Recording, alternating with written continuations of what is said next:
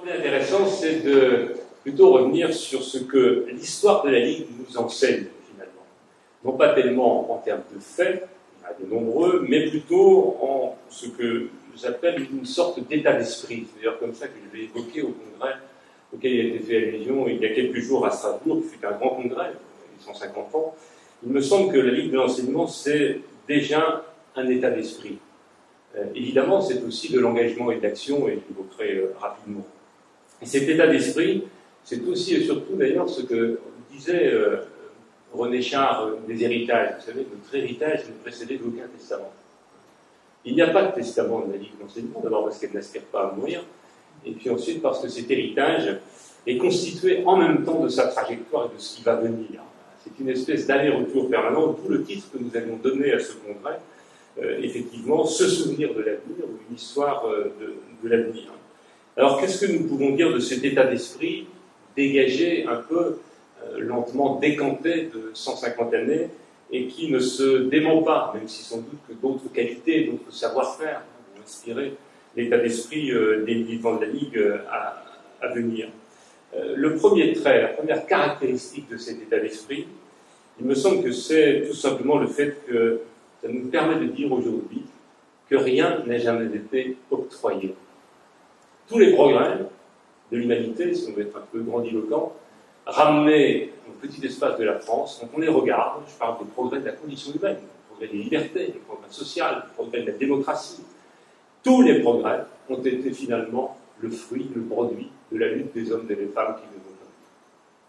Il s'est simplement trouvé au bon moment des hommes politiques, des femmes politiques, des responsables qui avaient eux-mêmes ces convictions-là, mais qui ont utilisé le fait que l'opinion était préparée à cela pour effectivement prendre la responsabilité, avoir l'audace et le courage de faire passer les lois au bon moment.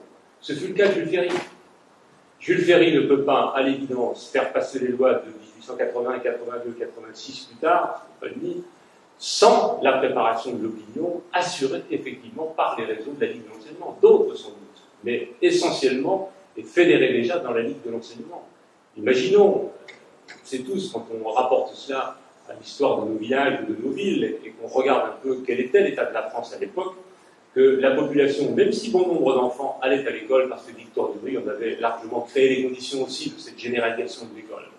Mais c'était une école parfois épisodique, à la fois publique-privée, il fallait la payer, elle était souvent prise des congrégations, et puis surtout, arrivé les beaux jours, les enfants n'allaient plus à l'école, ils allaient où? Dans les champs pour travailler. C'était une forme d'appoint économique.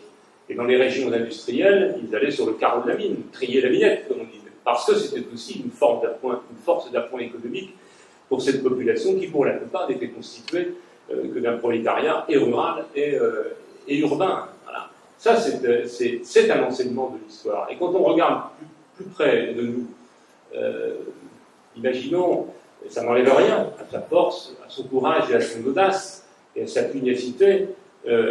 Comment Robert Badinter aurait-il fait passer en 1981 la loi sur l'abolition de la peine de mort sans le terrain préparé préalablement par les associations abolitionnistes? Ligue des droits de l'homme, Association des chrétiens pour l'abolition de la torture, Ligue de l'enseignement aussi, et bien d'autres réseaux, qui ont fait progressivement basculer une opinion qui était auparavant largement acquise à cette idée que raccourcir les coûts allait faire diminuer la délinquance et le crime dans notre pays. Pardon d'ailleurs que cette opinion-là n'est jamais acquise définitivement à une cause, et qu'il faut en permanence la travailler. J'ai toujours frappé, nous sommes quelques-uns à faire ce travail, dans les interventions que nous avons notamment avec les jeunes, ou les moins jeunes parfois, mais pardon, les jeunes étudiants se destinant au professorat de l'éducation, ou parfois l'étant déjà, sur le fait qu'il leur semble que finalement tout a procédé parfois, pas du miracle, de la main invisible, mais de quelque chose qui est définitivement acquis. Voyons comment aujourd'hui sur le terrain des libertés, elles peuvent être à nouveau menacées, et pas forcément par une disposition d'État ou d'un gouvernement. À la rigueur, là-dessus on peut s'organiser collectivement, les citoyens peuvent résister, mais plus perfidement, plus insidieusement, par un certain nombre de choses qui s'installent dans le monde des représentations, notamment. Et nous savons qu'il n'y a rien de plus difficile à combattre que les représentations. Un pouvoir politique se combat plus aisément que des représentations fortement concrètes. Il lui faut du temps. Et C'est la force d'ailleurs de la combinaison entre une éducation démocratique et républicaine et l'engagement de celles et ceux qui les portent professionnellement dans l'école, aux côtés de l'école et dans son prolongement, à travers l'éducation populaire. À ces jeunes enseignantes, c'était essentiellement des femmes avec qui je dialoguais récemment, il semblait par exemple acquis que le droit pour les femmes de disposer de leur corps, de pouvoir bénéficier aujourd'hui de la contraception et de l'avortement, ou de l'interruption volontaire de grossesse, était un droit acquis. Il suffit tout simplement de dresser un peu l'oreille et de lire les journaux pour voir que dans notre pays aujourd'hui, ce droit-là est contesté par certains qui ne demandent pas d'aller manifester parfois devant même les hôpitaux qui disposent de centres de planification ou de centres d'interruption volontaire de grossesse. Souvenons-nous de ce qui est arrivé au moment de l'expérimentation sur les ABCD de l'égalité, quand et il ne s'agissait pas à l'époque des formes de radicalisme d'une religion plus installée plus récemment chez nous, la Méditerranée, c'est-à-dire la religion dont certains prétendent qu'elle est à la racine même de notre pays, ce qui effectivement est une imposture complète. Hein. La vie pour tous, on les a vus à l'œuvre, la journée pour le retrait de l'école, c'est quelque chose qui a une réalité chez nous, contestant l'image même donnée de l'égalité filles-garçons dans le travail expérimental qui était conduit. Donc, première caractéristique de cet état d'esprit, encore une fois, rien n'est octroyé, et les politiques, je ne parle pas des hommes et des femmes politiques, mais les politiques, c'est-à-dire ce que nous prenons comme décision collective, que nous transférons momentanément aux élus en qui nous avons confiance, sont d'autant mieux acceptées qu'elles sont préparées et accompagnées. D'ailleurs, à ce propos, en permanence, dans l'actualité de la difficulté qu'il y a aujourd'hui à faire comprendre des politiques quand elles sont insuffisamment préparées, même si nous disposons aujourd'hui de grands moyens d'information pour le faire, et quand elles ne sont pas accompagnées. Le service après-vote, notamment, et la Ligue de l'enseignement a fait son slogan à propos de la loi de refondation, nous semble absolument nécessaire. Ça n'est pas, quel que soit aujourd'hui, elles sont fortement engagées. L'engagement et le sérieux professionnel des personnels de tout niveau dans l'institution scolaire, cette loi n'est pas simplement sur la question des rythmes scolaires, nous voyons bien, on a de chances d'atteindre ces objectifs et d'être mis en œuvre que si simultanément une majorité de la population la porte aussi, à la conviction que c'est une loi qui va assurer un meilleur avenir aux enfants, que l'école rendra mieux les services qu'elle doit rendre, que la nation enfin atteindra les objectifs qu'elle s'est fixés. Le deuxième enseignement, la deuxième caractéristique de cet état d'esprit, je dirais que c'est l'inverse de Mme Thatcher. La Ligue de l'enseignement, dans son histoire, c'est l'inverse de Tina. Vous vous souvenez, alternative. Dans l'histoire de la Ligue, qui est concomitante à celle de la République, tout montre qu'il y a toujours une ou des alternatives. Que ce qui nous inspire plutôt, effectivement, ce que Nelson Mandela disait quand il évoquait le fait que rien n'est inatteignable aux hommes et aux femmes quand leur conscience les soulève. D'où l'importance du travail sur les consciences. D'où l'importance de l'émergence de consciences qui prennent en considération ce pouvoir que les hommes et les femmes ont de transformer des situations qui semblent fatales. Finalement, l'histoire de la Ligue, c'est un peu effectivement l'inverse de la fatalité sociale, même dans la plus grande adversité. Même quand la Ligue est, comme notre pays, sous le joug de Vichy et qu'elle est dissoute, dans la clandestinité, les ligueurs continuent à manifester leur engagement pour la République, là où ils sont résistants, avec les armes, là où ils sont parfois avec les armes de l'esprit aussi. Et c'est la raison pour laquelle, quand la Ligue renaît en 1944, elle est réinstallée dans la République par le chef du gouvernement provisoire, qui vient lui rendre hommage à cette occasion. Donc même dans ces moments difficiles, rien n'est jamais perdu. Troisième caractéristique, ça a été évoqué, je crois, par le maire de Lormont, c'est une forme de convivialité, mais plus que ça, c'est, je dirais presque une forme de convivialisme, voilà. C'est une espèce de philosophie que nous cultivons, notamment quand nous sommes dans l'adversité, la capacité à collectivement marier en permanence l'action et la pensée et l'action, à faire interagir les deux, et à aimer le faire dans la fraternité, je dirais, de la forme associative, mais parfois de forme moins établie que cela. Pour nous, c'est quelque part une forme d'outillage de combat, la convivialité ou le convivialisme. Sans cela, sans doute que les causes auxquelles la Ligue s'est attelée n'auraient pas eu les mêmes chances ou la même capacité d'être atteintes et transformées.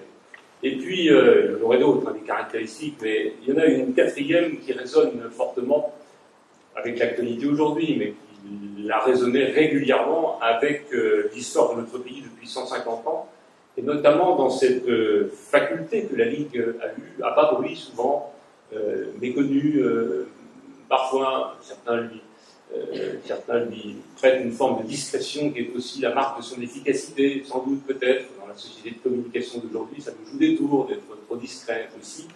C'est cette qualité de la Ligue à accompagner la construction de la République, dont on sait qu'elle n'est jamais achevée, et de temps en temps à prendre la responsabilité de lui dire à cette République, c'est de nous dire à nous-mêmes, que la République n'est jamais tant menacée que quand elle ne tient pas ses promesses. Elle n'est pas menacée de l'extérieur, elle est menacée de l'intérieur. Elle est menacée quand ceux qui incarnent, par exemple, et tout simplement les citoyens qui la constituent, à un moment baissent la garde devant la difficulté et quand ils pensent qu'un certain nombre de choses qui ont été avancées, par exemple en termes de politique publique, ne sont pas atteignables ou qu'on fait semblant avec elles. Alors vous savez, nous le savons bien, c'est une attitude terrible, parce que c'est le discrédit et la disqualification même. Quand des valeurs ne sont plus incarnées dans la réalité, et on ne croit plus aux valeurs. Quand la République laisse croire à ses enfants qu'ils sont égaux en droit et qu'ils vivent tous les jours, parfois pour une partie d'entre eux beaucoup trop importante, des situations d'inégalité flagrante, voire de discrimination, ils vont finir par ne plus y croire à l'égalité. Et ceux qui prônent aujourd'hui, justement, comme ce directeur académique en a fait l'allusion pour conclure son propos, sont ceux qui prônent des formes d'organisation de la société fondées sur la restriction des droits et l'autorité imposée, l'autoritarisme plutôt imposé, pourraient être amenés à y croire progressivement. Regardons bien un peu ce qui se passe. Quand les 2/3 de nos concitoyens, dans une enquête récente du CEVIPOF, Centre d'études de la vie politique française, disent que finalement, pour trouver des solutions dans notre pays, ils demandent, ils estiment qu'il vaudrait mieux l'arrivée rapide d'un homme fort, il ne parle pas d'une femme forte, il parle d'un homme fort, qui saurait s'affranchir aujourd'hui du pouvoir des parlements. De quoi parle-t-il? Exactement de ce que je viens de vous dire. Il ne croit plus à la possibilité collective pour la République de se réaliser elle-même dans les promesses qu'elle tient, ni dans la capacité pour ceux qui en sont les détenteurs provisoires à travers l'action publique, dans l'État, les collectivités territoriales, les élus, de le faire. Donc, ils ne croient non plus, ils pensent que c'est un homme providentiel qui va les sauver. Pour le moment, sur le continent européen, c'est ce qui se passe en termes de montée dans l'opinion dans à peu près un tiers des pays de l'Union européenne. C'est ce qui se passe dans quasiment tous les pays de l'Union européenne, quel que soit d'ailleurs, il faut le noter, leur niveau de vie ou de développement ou de richesse. Ça n'est donc pas toujours une question qui est corrélée uniquement à la question sociale. C'est quelque chose de plus profond, de quasi philosophique, qui touche à l'intimité même, au sentiment parfois qu'un certain nombre de nos concitoyens peuvent avoir de ne plus avoir l'estime d'eux-mêmes et de la transférer sur une estime dans un sauveur suprême qui viendrait effectivement leur assurer la tenue de la promesse. Alors, voilà quelques éléments de cet état d'esprit de la Ligue. Finalement, on pourrait la résumer, cet état d'esprit, dans une belle sagesse des Indiens Hopis. Et qui sait, ces Indiens Hopis, ces vieux peuples détruits par la deuxième colonisation nord-américaine, les Français y étaient un peu d'ailleurs, à l'époque, pas toujours accuser les Anglais. Il fallait travailler durement et massacrer les Indiens du continent nord-américain. Les Français y étaient aussi, à l'époque, un petit peu. Et il y a une sagesse des Indiens Hopis, vous savez, c'est ces phrases qui se transmettent, c'était rarement écrites, et qui dit « Nous sommes ceux que nous attendions ». La Ligue de l'enseignement, c'est ça. Ça ne veut pas dire que nous n'espérons pas dans les autres, que nous n'avons pas la conviction que des politiques d'ensemble ne peuvent pas faire évoluer les sociétés, mais avant tout, nous sommes celles et ceux que nous attendions. Nous comptons avant tout sur notre engagement et sur notre capacité à faire bouger les choses et pour activer à un moment des lames de fond plus profondes qui notamment sont portées par exemple, des politiques publiques. Alors, pour non pas conclure, mais quand même traiter un tout petit bout de la question qui m'était proposée sur ces fameux enjeux, comme on dit. Des fois, on parle de mutation, on parle d'enjeux, on parle de défis qu'il nous faudrait relever et que, à nouveau, et comme toujours, l'éducation, le militantisme, l'engagement citoyen permettraient de relever. Évidemment, je ne vais pas me lancer dans le détail aujourd'hui de ce que sont ces défis et ces enjeux. On pourrait peut-être simplement dire, si c'est un matin où on se réveille pas très bien, on n'a pas très bien dormi, un peu barbouillé, on dit que la journée va être un petit peu grise, que finalement, devant les périls qui croissent, les solutions arrivent aussi. Vous connaissez la célèbre formule des poètes Hölderlin, là où croit le péril, croit aussi ceux qui sauvent. Alors, on a toutes les raisons d'être sauvés, hein, vu la montée des périls. Voilà. Mais ça n'est pas tout à fait juste. On a même, sans doute, dans notre société aujourd'hui, cette espèce de lente mélancolie qui nous prend un petit peu tous les matins et tous les jours, et qui fait de la société française une des sociétés les moins confiantes en elle-même dans le monde. Vous savez, les habitants du Lesotho, qui est, je crois, un des 5 pays les plus pauvres du monde, ont plus confiance dans l'avenir que nous. Lesotho. Il y a donc quelque chose de très particulier à la France là-dessus. Sans doute faut-il aller chercher du côté, d'ailleurs, d'une société qui est assez fortement stable, hein, qui a travaillé, justement, et notamment ses capacités créatrices et sa confiance à travers des institutions solides, et qui, voyant ces institutions chalutées, parfois critiquées, parfois fortement déstabilisées par l'extérieur ou par l'intérieur, a donc d'autant plus de mal à faire face au changement, et d'autant plus de mal, si on veut être aussi un petit peu grandiloquent, à remobiliser son génie créateur. Alors que dans toute son histoire, elle l'a montré, parfois avec ses mauvais côtés, mauvais génie aussi, mais elle l'a fait aussi avec les bons côtés du génie. Alors, ce qui se passe aujourd'hui n'est pas propre à la France, il y a un certain nombre de caractéristiques propres à notre pays.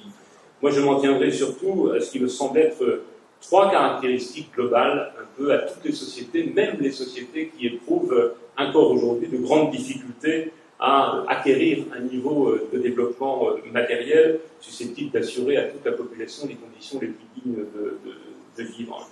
Je dirais que le premier défi, parce qu'il est commun à toute l'humanité, peut-être y avons-nous une responsabilité particulière, c'est d'assurer ce que certains appellent la transition solidaire. Manifestement, nous sommes dans une période d'entre-deux. Un vieux monde meurt, comme disait Gramsci, le nouveau tarde à apparaître, et dans cet entre-deux apparaissent les monstres. Voilà, alors les monstres, on voit bien ce que c'est le danger, mais c'est aussi des monstres qui sont parfois en nous-mêmes. Et là où nous prenons peur devant toute situation nouvelle. La transition est effectivement d'abord extrêmement rapide, assez radicale, et nous sommes en présence de mutations, là non plus je ne les développerai pas, qui sont sans équivalent en termes de rapidité et parfois même en termes de contenu. Sans équivalent.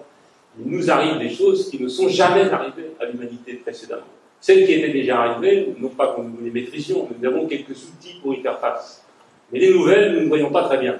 Ce n'est pas simplement la condition écologique. C'est quasiment d'un point de vue anthropologique aujourd'hui que l'humain est touché.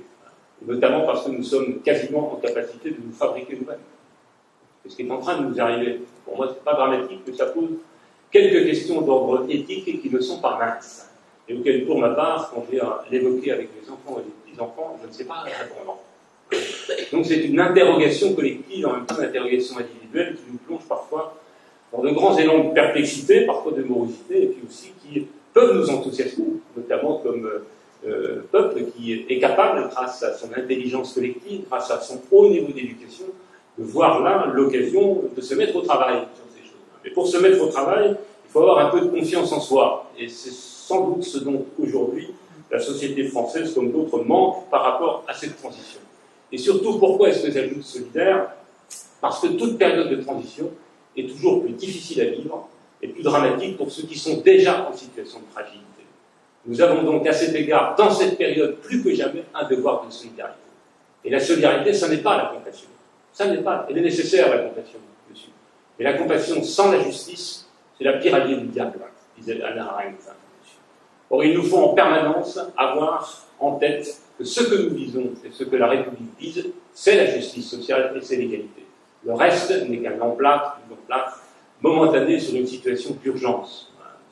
Et il faut avoir ça, comme disait, il faut pouvoir traiter cette transition, notamment avec les égards plus particuliers que les concitoyens qui, à nos côtés, souffrent, sont les plus modestes. Je n'aime pas trop le mot de défavoriser, nous l'employons aujourd'hui par attitude.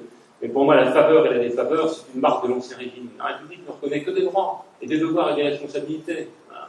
Qu'est-ce que ça veut dire une population défavorisée? Défavorisée par qui? Par quoi? Non, aujourd'hui nous avons une partie de nos concitoyens qui sont pauvres, qui sont dans une situation de très grande pauvreté même. Le rapport de mon collègue Jean-Paul Delahaye l'a montré par rapport à l'école, par exemple. Voilà.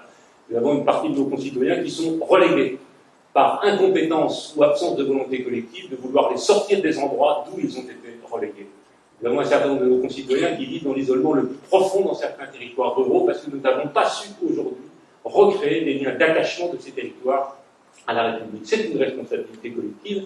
Il nous faut donc en retour assurer la responsabilité collective de cette transition solidaire. Premier défi ou un premier enjeu. Le second, ça a été évoqué aussi quasiment par tous les intervenants précédents, c'est la question du commun aujourd'hui. C'est la question du commun. Je dis peut-être plus pour moi du commun que de l'ensemble. Voilà. Ça ne signifie pas rien de vivre ensemble, c'est important. Mais on peut vivre ensemble de toutes les manières. Il y a des manières qui empêchent de vivre ensemble. Vivre en commun suppose de faire en commun. Et suppose surtout de se mettre d'accord et de se remettre d'accord en permanence sur ce qui fait commun.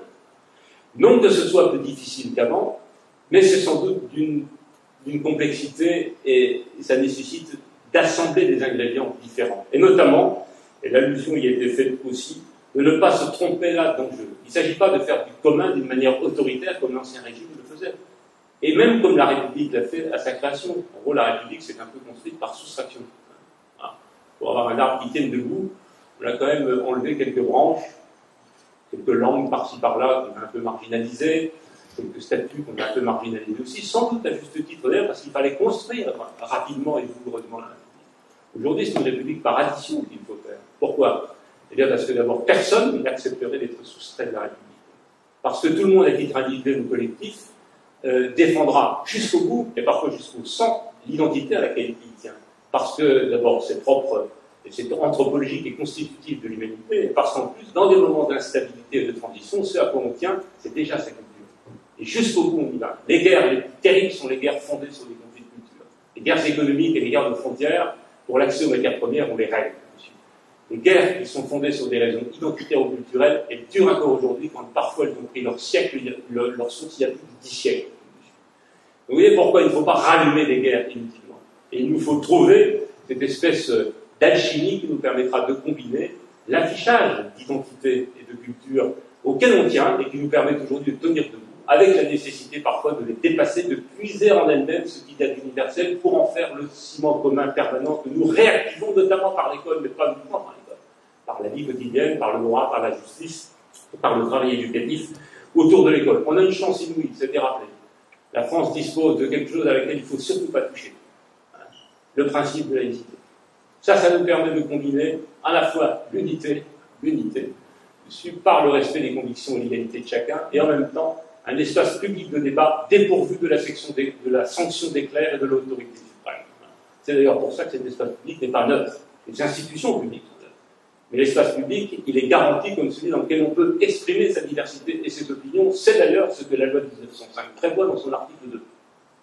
Voilà. Ça n'est pas simplement la qualité pour chacun et la possibilité pour chacun d'avoir une conviction, qu'elle soit religieuse ou philosophique, mais c'est aussi la possibilité dans la République de la manifester, sous réserve que ça ne trouble pas l'ordre public, par ailleurs déterminé par la loi.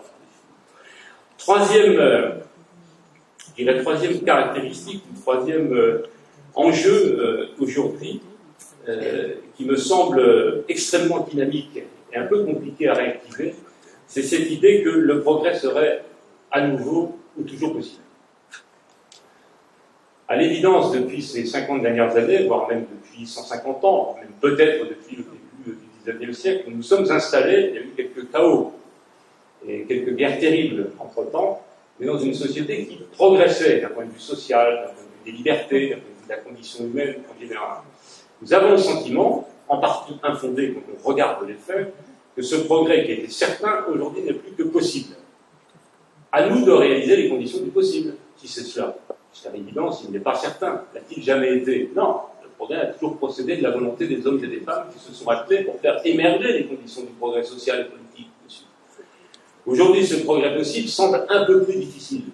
D'abord parce qu'il ne se situe plus dans un espace qui est par exemple l'espace restreint national de la France, parce qu'aujourd'hui, il n'y a aucune raison que la totalité de l'humanité, dont nous connaissons les caractéristiques et les contours, ne soient pas elles-mêmes concernées par le progrès. Et que cette question du progrès met en jeu derrière celle des interdépendances, de la nécessité effectivement de comprendre qu'il n'y a aujourd'hui ni aucune raison, ni aucune chance de progresser ici dans notre pays sans que le reste du monde ne progresse simultanément. Et que nous en avons la preuve tous les jours, contrairement à ce que certains croient, en voulant absolument cadenasser les frontières et laisser penser à un certain nombre de nos concitoyens qu'à se replier sur nous-mêmes, nous allons trouver des solutions et à nouveau trouver les germes d'un progrès social, d'un progrès des libertés. Non, un pays qui se cadenasse, un pays qui se refroidit, qui se congèle. Voilà. Et là, l'histoire nous l'enseigne aussi, et il faut le dire et l'expliciter évidemment. Sur ces trois, alors il y en a d'autres des enjeux, on pourrait rentrer un petit peu plus, je dirais, dans le détail de ces enjeux, parce que je les résume beaucoup trop vite et à grands traits, et il y a évidemment beaucoup plus de subtilité, de complexité dans tout ça. Et pour terminer, ce qui me semble aujourd'hui absolument nécessaire, c'est effectivement d'être en capacité de mobiliser du mieux que nous pouvons toutes les formes éducatives. À la fois la forme scolaire, évidemment, parce que tous les enfants y passent, à condition que la forme scolaire, effectivement, tienne sa promesse.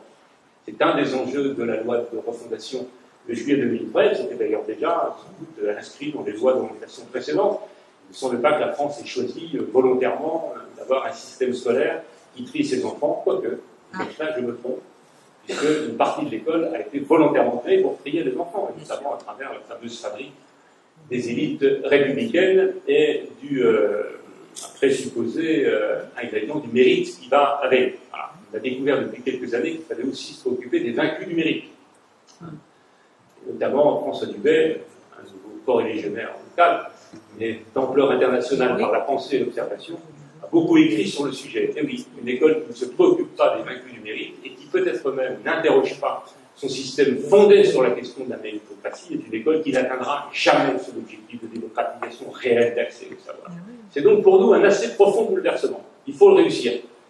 Mais l'école n'est pas toute l'éducation, nous l'avons vu depuis ce matin, et il faut donc que les autres formes éducatives, familiales, associatives, aujourd'hui publiques, prises en charge notamment par les collectivités territoriales, s'allient pour atteindre, je dirais, un certain nombre d'ambitions, et notamment celle qui renvoie à ce que j'évoquais précédemment, de retravailler d'une manière plus précise, et non pas implicite, mais explicite, la question du lien, de ce qui nous lie, voilà, de ce qui nous lie à nous-mêmes, aux autres, à la collectivité, à l'histoire, aux générations précédentes et aux générations qui viennent, à la nature aussi. Voilà. Et disant cela, ça n'est pas qu'un exercice philosophique. Ça n'est pas qu'un exercice philosophique. Retravailler le lien à soi, c'est considérer, le lien intime que nous avons nous-mêmes, c'est considérer que nous sommes assez profondément, peut-être pas nous ici, fracturés en nous-mêmes par une société qui a fait reposer le sens de la vie exclusivement sur le consumérisme compulsif et la possession de biens marchands. Et qui, de fait, ce capitalisme compulsif a installé une situation d'assèchement des sens. Réactiver les sens, c'est un travail extrêmement lent. Les gens qui travaillent sur la psychiatrie, la psychanalyse le savent aussi. Retrouver et travailler en permanence le sens de sa vie, c'est un exercice qui peut amener parfois au tréfonds de l'âme.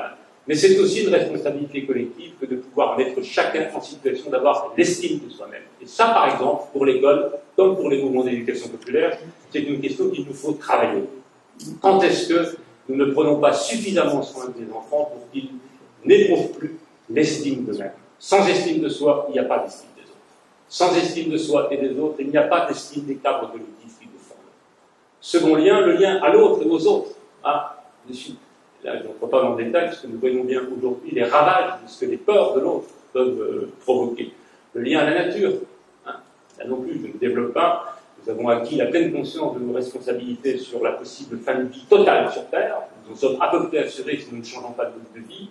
S'il n'y a pas là une responsabilité pour les éducateurs de l'éducation première et de l'éducation tout au long de la vie, pour que nous changions et le comportement, et que nous puissions faire savoir à ceux qui nous dirigent qu'ils peuvent aller plus loin dans les dispositions et les politiques qu'ils prennent. Parce qu'aujourd'hui, ça ne va pas suffisamment vite. Voilà. Je ne vais pas prendre cet exemple-là parce que j'ai des ruches chez moi, mais peut-être aussi. Mais qu'est-ce que c'est que cette décision qui vient d'être prise d'autoriser ce qui empoisonne, nous le savons, une bonne partie des abeilles, sans laquelle il n'y aura pas de pollinisation, sans laquelle la vie va terminer, tout simplement pour consentir aux pressions des marchands de pesticides. Qu'est-ce que ça veut dire? Comment les jeunes qui aujourd'hui viennent au monde et qui ont rapidement cette conscience peuvent prendre confiance dans une société qui, sachant tout des dégâts de ce pesticide, continue quand même à l'autoriser? Comment allons-nous faire croire après à la raison, à la différence entre le croire et le savoir, si pour le coup c'est le croire du capitalisme des pesticides qui l'emporte sur le savoir des scientifiques. Voilà ce qu'il nous faut aujourd'hui travailler. Ça a une résonance extrêmement pratique et concrète dans le travail quotidien des enseignants et des éducateurs, évidemment. Le lien entre les générations, pourquoi? Eh bien parce que notre contrat générationnel, celui qui fonde la solidarité notamment, laisse sur 2 générations qui cohabitaient. C'est notamment le contrat issu du Conseil national de la résistance. Aujourd'hui, nous sommes 4 générations à cohabiter, et c'est fort heureux. Sauf qu'il faut garantir que ces 4 générations cohabitent dignement, se respectent, qu'on ne fasse pas porter sur une ou l'autre des générations la responsabilité d'un certain nombre de difficultés qui sont les nôtres aujourd'hui. Ce n'est pas de la faute des jeunes qui arrivent sur le marché du travail si les caisses de la sécurité sociale sont déstabilisées. Ce n'est pas de la faute des jeunes, des gens qui sont en retraite aujourd'hui ou parfois après la retraite, si les systèmes de retraite sont déstabilisés. Non, c'est simplement parce qu'ils ont été calculés, ils ont été conçus, encore une fois, pour 2 générations. Il faut donc les refaire pour 4 générations, en y intégrant évidemment l'énorme progrès que nous avons fait en termes de productivité du travail qui devrait nous mettre à l'abri de toute pauvreté. Voilà. Nous sommes dans un pays qui, en 30 ans, a à peu près doublé sa richesse, en même temps d'avoir augmenté sa population de 15%, or il y a 8,5 millions de pauvres. La pauvreté en France devrait être au musée. On devrait aller la visiter au musée. On ne devrait plus en parler. Si nous en parlons encore, c'est parce que collectivement, nous sommes incapables de penser un autre système de répartition entre les générations, évidemment. Et puis le 5e lien sur lequel il nous faut travailler, c'est le lien aux cités. Je ne dis pas à la cité, parce que il me semble, en accord là avec de nombreux observateurs, mais c'est ce que nous vivons aussi sur les territoires, qu'il n'y a plus, je dirais, une cité unique. Il n'y en a jamais eu en France. Il y a toujours eu une cité collective qui était la nation et une cité locale qui était la commune. Depuis, nous avons des tas de cités dans lesquelles nous sommes amenés à un moment à jouer un rôle et à prendre du pouvoir quelque part sur nos vies, on va pouvoir le faire. C'est un exercice d'une très grande complexité. La citoyenneté multidimensionnelle, disent les spécialistes, ça va bien dans les livres par écrit, dans le concret, tous les jours. Pas facile. Voilà. D'abord parce qu'elles peuvent se contester, parce que parfois elles sont un peu détournées au profit de formes extrêmement formelles de la citoyenneté. Nous voyons bien comment là, il y a à atteindre un niveau d'intensité démocratique que nous sommes loin d'avoir atteint. Nous limitons parfois aux purs exercices rituels du vote, alors que la citoyenneté et la démocratie ne s'enracinent que dans des pratiques quotidiennes. Avant tout, évidemment, dans le principe de délégation, et avant tout dans le principe d'implication.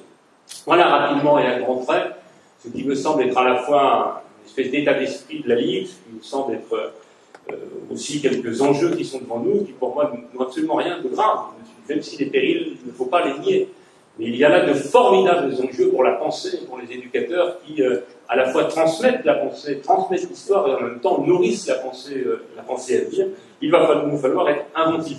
Il va nous falloir être ces tisserands de la République, comme le dit Abdel-Nourillard dans un de ses derniers livres, mais il ne traite que de 3 liens. Moi, j'en ai rajouté 2, je dirais, parce qu'il est quand même propriétaire en termes de droits d'auteur des 3 premiers. Donc il parle de tisserand de la République, je crois qu'il a raison. Voilà. Il faut arriver à retisser les choses d'une manière très pratique et très symbolique aussi aujourd'hui, pour d'une part avoir non pas confiance en l'avenir, ça ne veut rien dire, mais faire mentir ceux qui pensent que nous n'avons pas d'avenir. Nous n'avons aucune raison de ne pas avoir d'avenir, dit Jean Bataille, ils ont formidablement raison, à une condition peut-être, c'est de ne pas oublier que, comme le disait Théodore Monod, avant d'être des sachants, nous sommes des espérants. Voilà pourquoi, des plus loin espérants. Voilà l'enseignement, je crois, essentiel de la Ligue. Soyons des espérants.